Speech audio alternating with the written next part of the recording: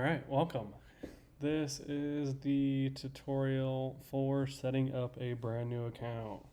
You have just logged in and you don't have anything going on yet. The first thing you want to do is add a warehouse location because there is not one yet. So if you only have one address, you can just say main.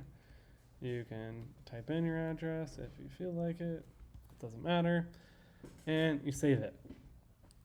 Main is your shortcode. You can shortcode just helps when you have multiple locations. That's something that we could get into. From there, you are going to create your first user other than admin. Just to shed some light, that admin will not show up in employee performance summary or anything of that sort. So I suggest keeping admin to just yourself or your business partner and not letting other people use it because it is not going to track their stats. So here we are going to go in back into add user. Going to type in their name. Just going to use me for an example. Last name also shows up on the sourced by tag that goes on your item. So when you print out your 2x1 labels on your item, it says who sourced the item or found or located, whatever, who created that item in the system. It is going to show their first name and their last name. I like to keep things short and sweet, only use a last initial. If people don't like their name being on packages, you can do employee codes, whatever you want to do it. I just have them put their first name and their last initial. This is where you can either do an email or a username. Employees' usernames are usually easier.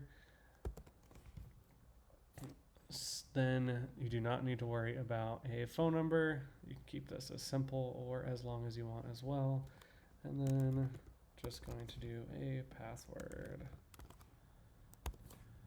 On top of that, you have the roles. This is a manager or an employee role. The manager role will allow them to see the bulk in. They won't be able to see your pricing for the loads though. It'll just give them stats and stuff. It will allow them access to the events tab, which employees do not have access to. And then employees will only have access to the pod section and inventory. It defaults to just them seeing their own inventory, and then they can view all inventory and access pods. This is for them to be able to add things to long-term storage without a manager approval, if that's what you desire. Or here is where you are going to assign your employee to whatever location. You can select multiples or just the one if you have one user or one location.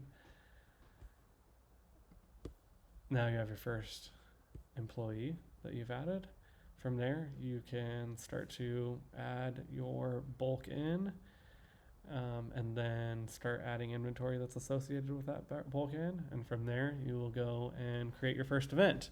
If you are doing long-term storage and adding backlog inventory into the system, that's where you're going to use your pod section. And further explanation of all those sections will be in other how-to videos. Thank you.